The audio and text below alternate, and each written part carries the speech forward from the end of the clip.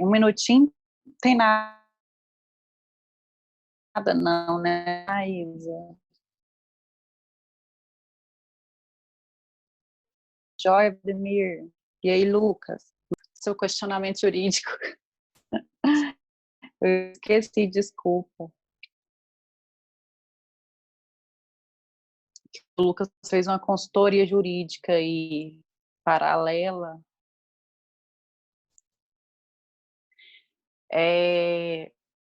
E aí, estudaram? Quando o pessoal chega aqui, nós não conversamos. Nossa, que calor, pelo amor de Deus. Desligar o ar, gente. Espera aí, fica aí, hein?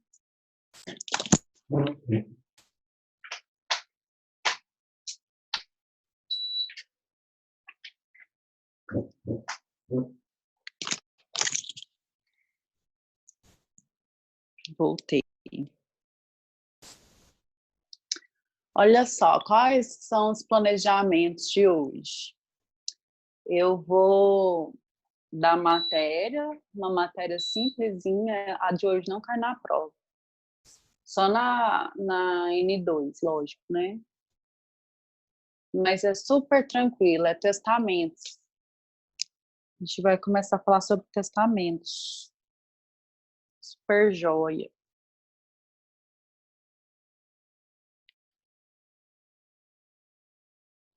Aí, como a matéria é rapidinha, depois nos minutos restantes, vocês tirem dúvidas sobre a prova, tá? Mas só no final. Então, vamos lá, Andressa, peraí.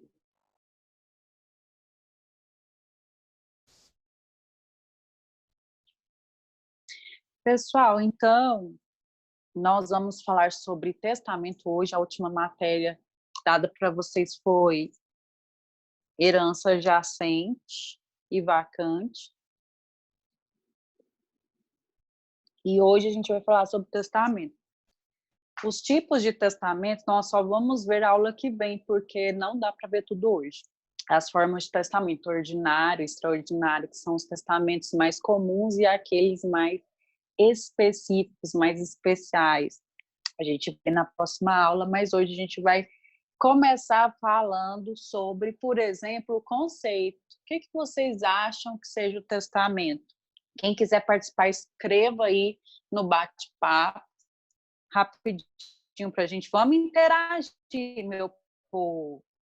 Vamos interagir. Então, o que vocês acham que vem a ser o testamento? Já ouviram falar de testamento alguma vez na vida?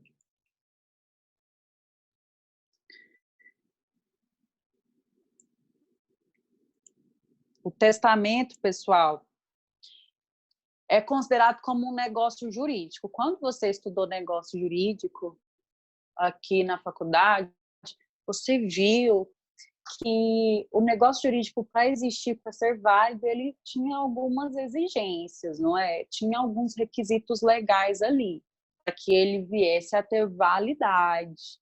Mesma forma é o testamento. O testamento, por ser um negócio jurídico, ele exige uma certa formalidade que tem que ser obedecida para ser considerado válido, né? Inclusive, aquelas questões relativas aos pressupostos de origem, as questões materiais, por exemplo, a pessoa que testou, o testador, ele tinha capacidade para testar, ele tinha legitimidade para estar ali, ele poderia, a lei considera ele como uma capacidade civil apta para testar, ou, de certa forma, a consciência, a cognição dele estava afetada no momento que ele foi realizar aquele negócio jurídico. É toda aquela teoria geral do negócio jurídico lá. Partes capazes, objeto lícito, forma prescrita em lei, né? Então, todos aqueles pressupostos do negócio jurídico a gente vai trazer aqui para o testamento. Bom, mas o que é o testamento além de um negócio jurídico? Ó, o Wilson tá falando aí, vamos ver o que ele falou. É uma forma de alguém deixar algum bem em vida para outra pessoa. Sim, exatamente, é um negócio jurídico, ou seja, um mecanismo utilizado por uma pessoa determinar o futuro dos seus bens, para ela dar uma direção, o que vai ser feito com aquele patrimônio que é meu após a morte, né? Então, é um instrumento que vai surtir efeito após a morte do testador, mas ele é considerado válido, lógico, se ele obedecer todos os preceitos legais, esse instrumento jurídico, esse negócio jurídico, ele é válido desde o momento em que foi realizado, só que só vai surtir efeito jurídico após a morte do testador, até porque nós estamos falando de herança. Nós estamos falando de herança aqui, tá, pessoal?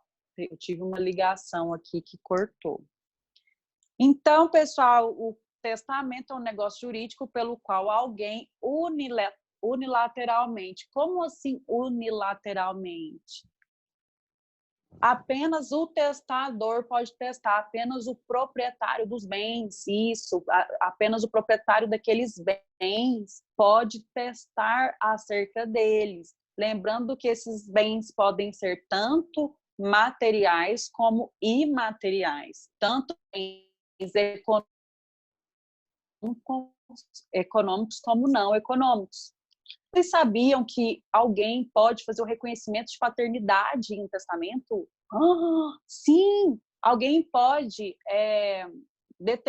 declarar a união estável em relação à sua companheira ou em relação ao seu companheiro. Ali vai servir de uma forma de prova documental daquela união.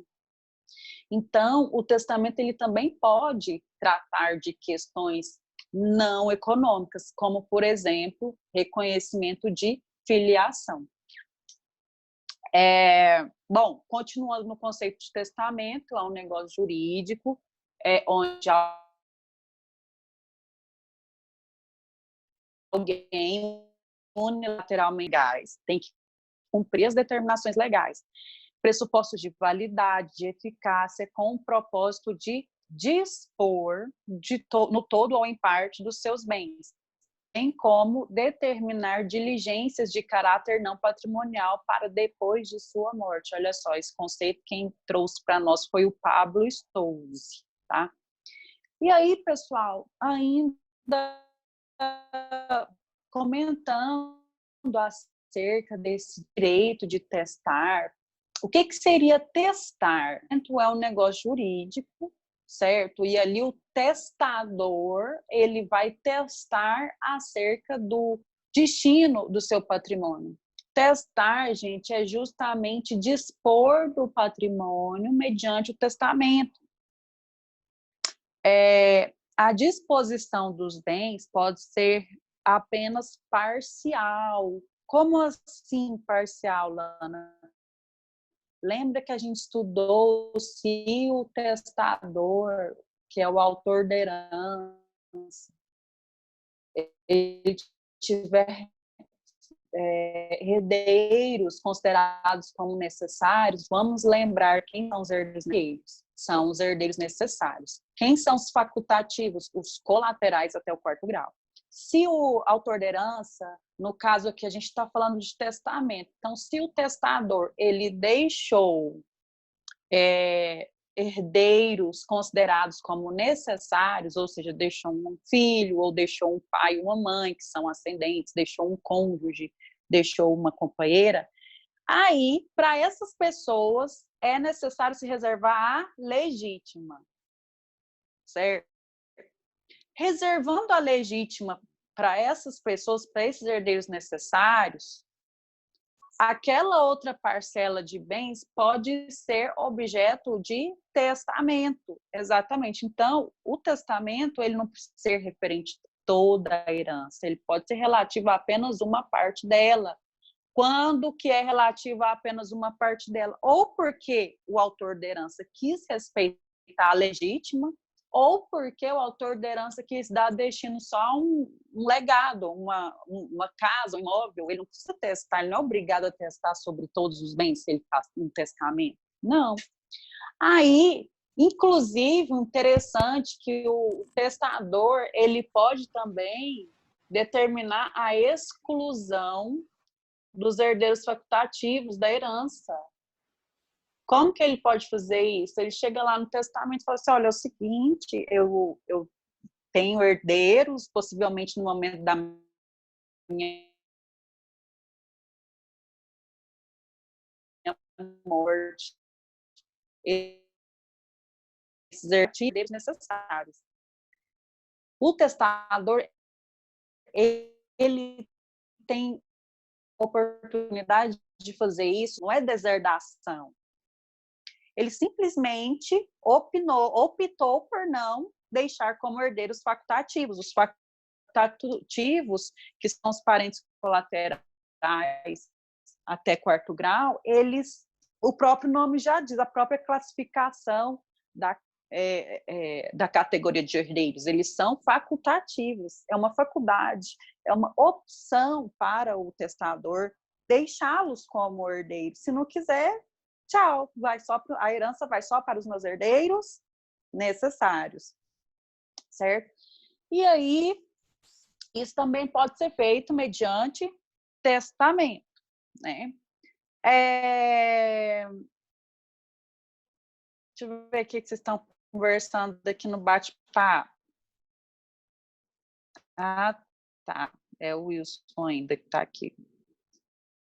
Forma de alguém em vida para outra, ele só é válido se o testador for capaz. Uma pessoa acima de 70 não pode atestar nada que for dele. Por que, Wilson, uma pessoa maior de 70 é incapaz?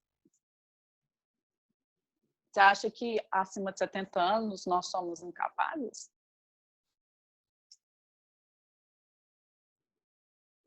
Hã?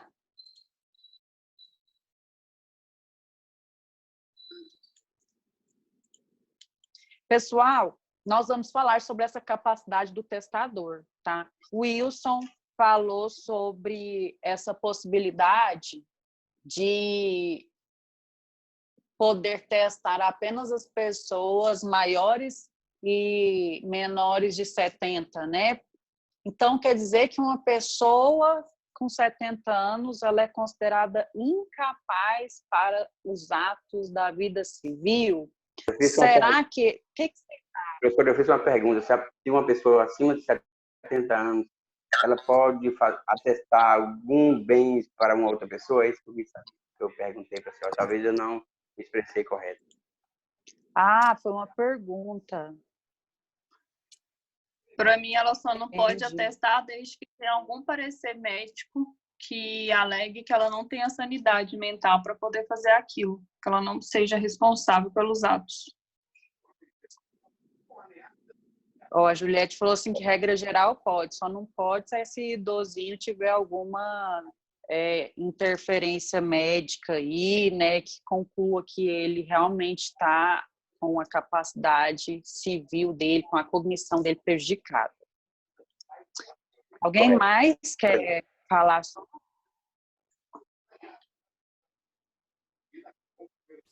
Pessoal, a verdade é só tirar o áudio do pessoal aqui que ativou, porque senão fica dando eco aqui para mim. A questão é o seguinte, qualquer um pode testar desde que tenha capacidade civil. Então, a capacidade para testar é a capacidade civil. Se eu possuo capacidade civil, eu posso testar. Inclusive, o artigo 1860 abre uma exceção, além daqueles que têm a capacidade, os maiores de 16 anos também podem testar. Então, com 16 anos, no Brasil, pode-se realizar testamento, certo? Olha só o texto do artigo 1860 do Código Civil. Além dos incapazes, não podem testar os que, no ato de fazê-lo, não tiverem pleno discernimento. Podem testar, parágrafo único, podem testar os maiores de 16 anos.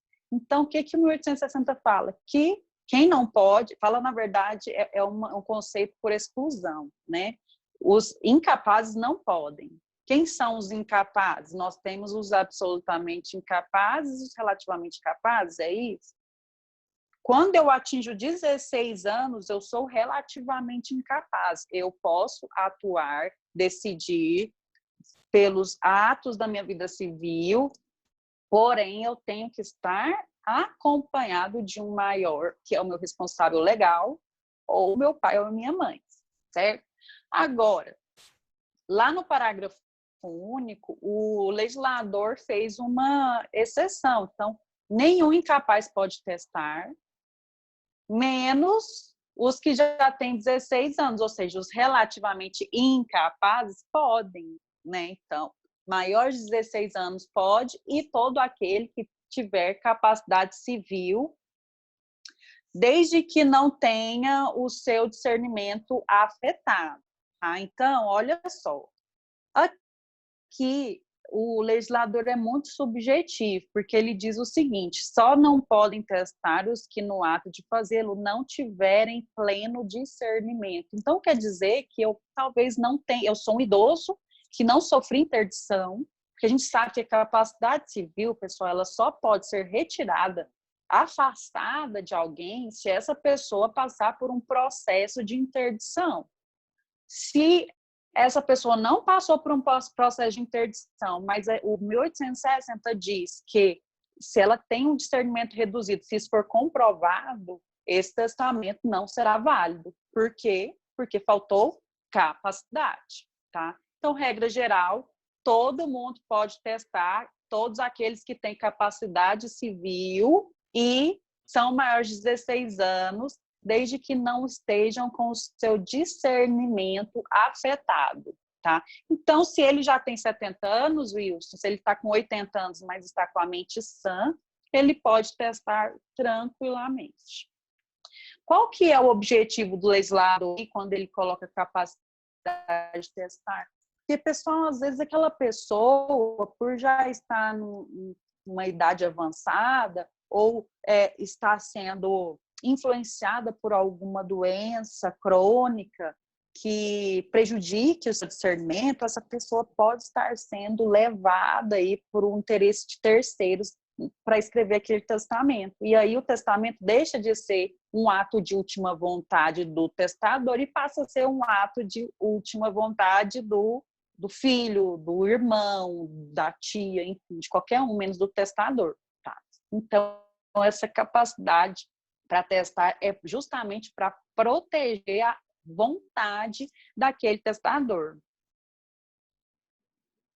Bom, o testamento tem algumas características que, quando vocês lerem os artigos 1857 a 1858 do Código Civil, vocês vão detectar ali.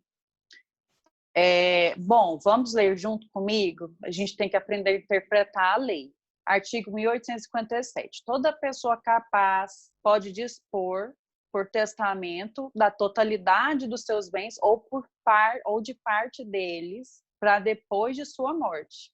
Então, a gente já falou sobre isso, né? A possibilidade do testador escolher só um pouco do seu patrimônio e testar, ou testar acerca de todo o patrimônio, se não existirem herdeiros necessários para reservar a legítima. Ele pode testar geral. Parágrafo 1º. A legítima dos herdeiros necessários não poderá ser incluída no testamento, é o que a gente acabou de falar.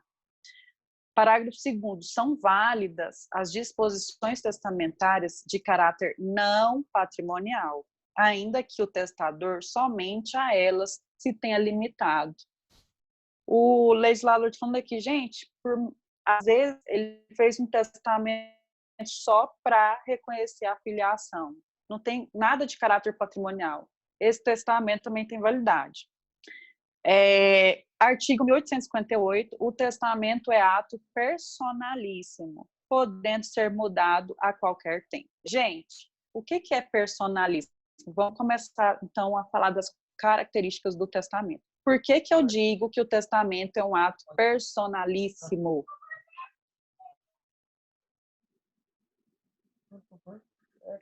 porque só o dono da herança.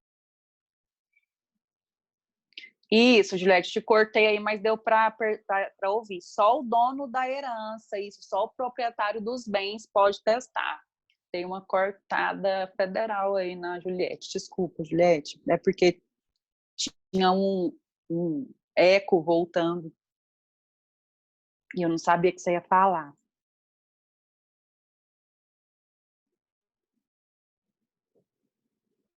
Ó, a Laís está falando assim, ó, se a pessoa quiser fazer um testamento e quiser deixar algo para alguém que não é herdeiro necessário nem expectativo, pode tranquilamente, não precisa ser parente, desde que essa pessoa tenha personalidade, né? Seja uma pessoa física ou uma pessoa jurídica, tem que existir, não pode ser para o cachorrinho, pode ser para uma pessoa com o objetivo de cuidar do cachorrinho, a pessoa que vai ser ali o guardião do seu cachorrinho, mas diretamente para o cachorrinho não pode, porque animais ainda são considerados para o nosso ordenamento jurídico como coisas. Vocês acreditam? Gente, animal tinha que ser considerado como ser humano, pseudo ser humano, né? Mas ainda não é. Então, eles não têm personalidade, eles não são considerados nem como pessoa física, nem como pessoa jurídica, por isso eles não podem herdar. Mas não preciso testar só para os meus parentes, de forma alguma. Se eu quiser testar para o meu amante, claro que você pode, ué. Você sabe que o seu amante não vai... Eu tô falando isso porque, gente, isso acontece, tá? Nossa, professora, que como assim amante, gente? Você já viu aquela música da Marília Mendonça? A amante não tem direito? Ela tá certa. A amante não tem direito. Então, o que o cúmplice dela, do crime, vai fazer? Vai testar e deixar um negocinho para ela, né? Porque já que ele sabe que ela não vai herdar nada, que a amante não tem direito, ele vai fazer um testamento e deixar para ela. Ou ela vai fazer um testamento e deixar para ele, né? Frederico, que horror! Pois é, isso se chama planejamento sucessório. Você dá destino aos seus bens. Inclusive, eu até fiz um vídeo. Foi hoje? Foi. Eu até fiz um vídeo sobre planejamento sucessório. Você pode fazer mediante testamento, você pode mudar o regime de bens do seu casamento, porque o regime de bens, vocês viram que ele vai interferir ali na concorrência sucessória, né? Porque primeiro grupo, ó, matéria da prova, hein? Primeiro grupo que herda, primeira classe de herdeiros dos necessários ali são os descendentes em concorrência com o cônjuge. Só que depende do regime de bens. Aí você verifica que o cônjuge tem um regime de bens que ele vai concorrer com os bens deixados. Então, você quer que ele concorra. É só você alterar o regime de bens do seu cônjuge. Lógico que isso tem que ser feito antes de você morrer, né?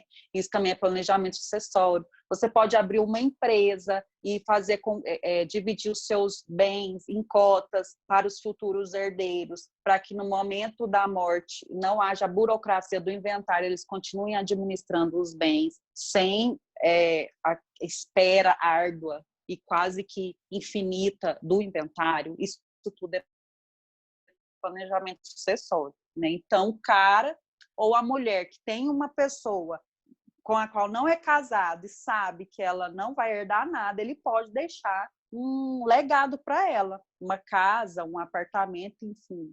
O dinheiro é dele, ele faz o que ele quiser. O dinheiro é meu, eu faço. Gente, a pior coisa é você ter dinheiro e alguém quiser mandar no seu dinheiro. Alguém quer mandar no seu dinheiro. Uai, o dinheiro não é meu, eu rasgo se eu quiser, eu coloco fogo. Então, por que alguém vai dar pitaco no destino que eu quero dar para o meu patrimônio? Eu que ralei, suei, consegui, eu que tenho que escolher. Eu acho um absurdo separar a legítima. Lana, eu acho um absurdo ter que separar a legítima e o testador ter que testar só em relação a 50% dos bens. Isso, para mim, é uma afronta à autonomia das partes. Isso, para mim, vai totalmente contra a dignidade da pessoa humana. Mas é direito, né? Então, já em relação aos 50% que ele pode testar, metade ao restante dos bens, ele dá para quem ele quiser. Continuando. Então, é por isso que o testamento é personalíssimo, porque apenas o proprietário dos bens pode testar. Outra coisa, o testamento, pessoal, ele é unilateral. Ele é um negócio jurídico unilateral, inexistindo participação de uma segunda pessoa na sua produção. Por exemplo, eu vou fazer um testamento com meu marido. Nós temos conta conjunta mesmo. Não pode. Só uma pessoa. Ele faz o dele e você faz o seu. Cada um tem que ter o seu testamento. Não cabe duas partes. Outra característica do testamento, ele é revogável.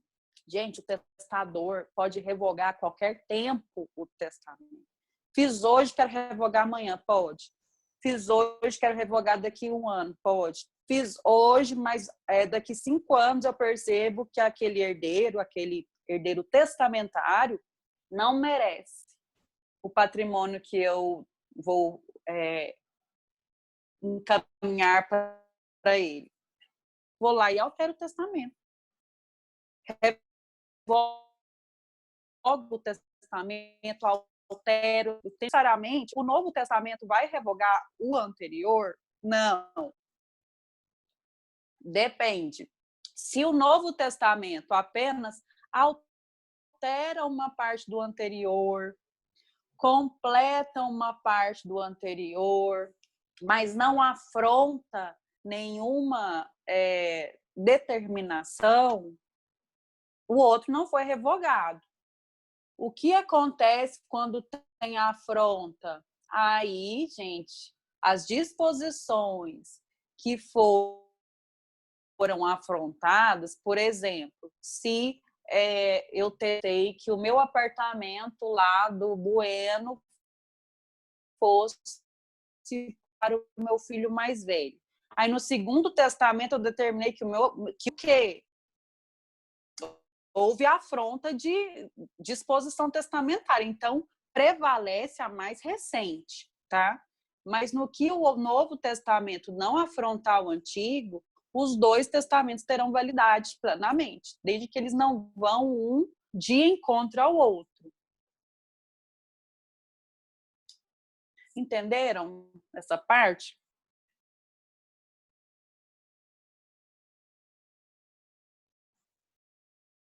Só uma observação em relação a essa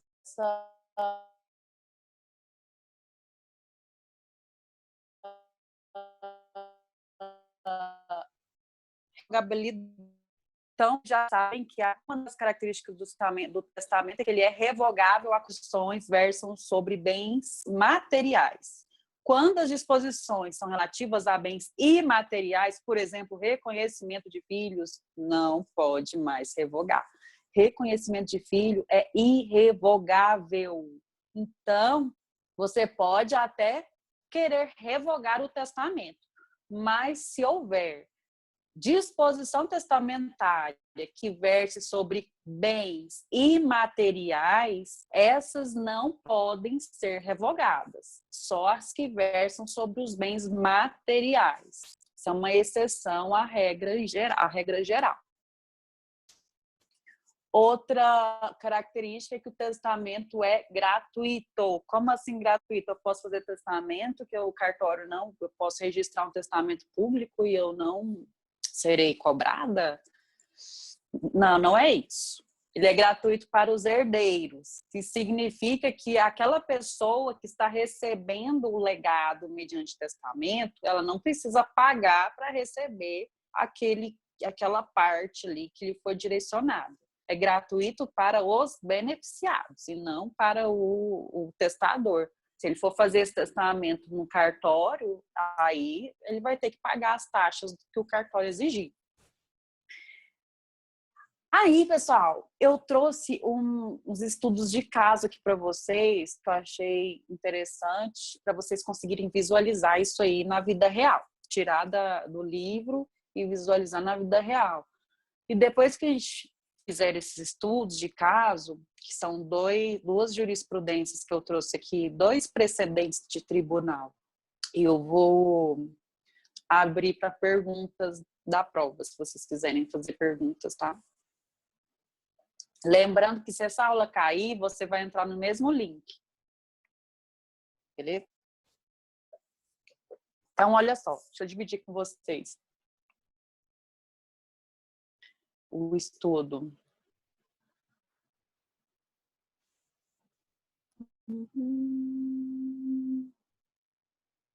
A Thaís aí, gente. Meu Deus.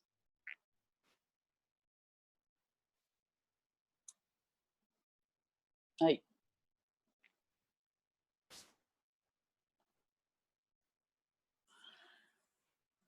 Primeiro aí.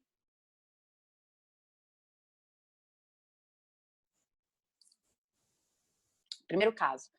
Gente, uma coisa que eu tinha dificuldade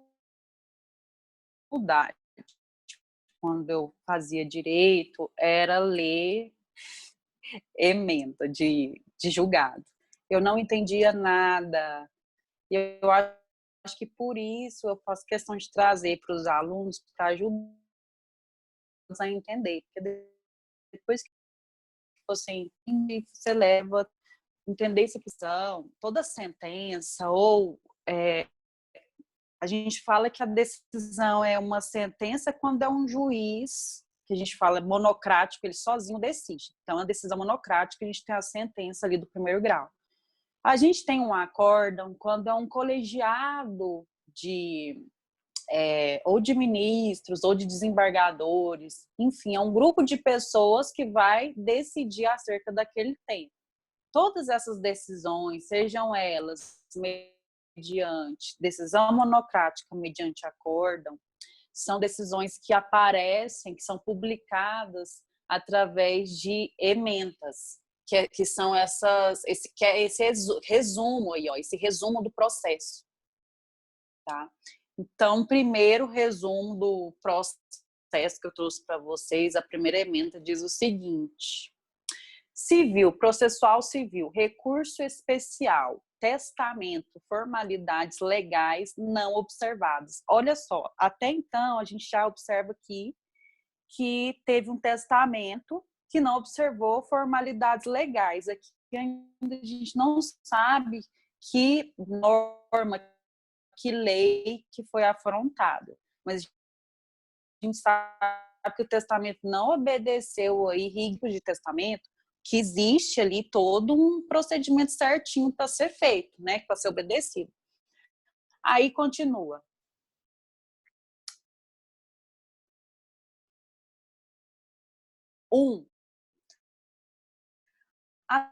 Atendido os pressupostos básicos do testamento e de uma declaração de vontade. A ausência de uma das formalidades por lei e deve matar a preservação da vontade do testador, pois as resultantes do testamento, por isso o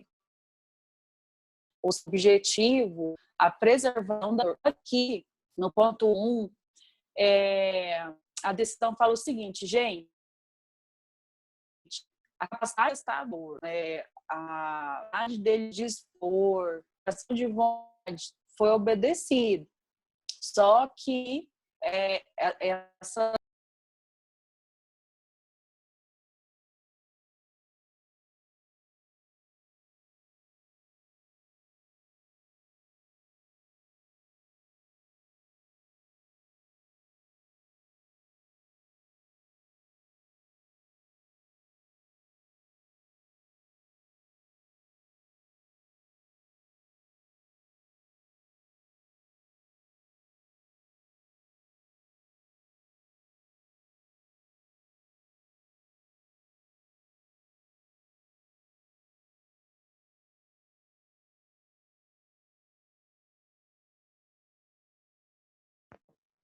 gente, deu pau aqui, mas eu tô retornando.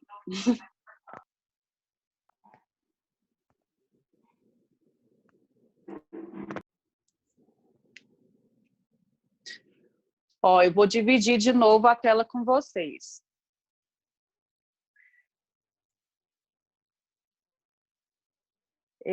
Juliette, não, era a minha que estava dando problema.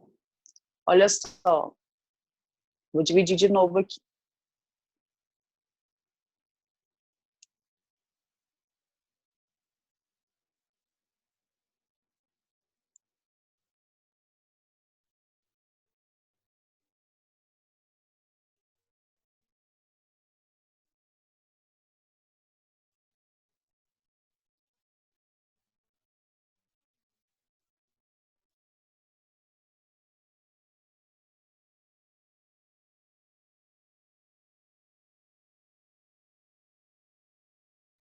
Lentamente, mas tá indo, tá? Qualquer coisa vocês me falam aí no chat.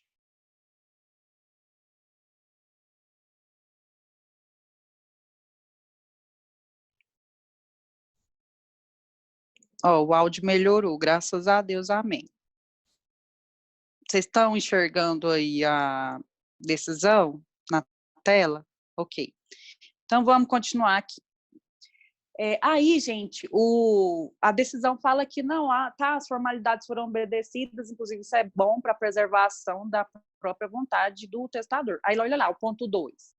Evidenciada tanto a capacidade cognitiva do testador quanto o fato de que testamento lido pelo tabelião correspondia exatamente à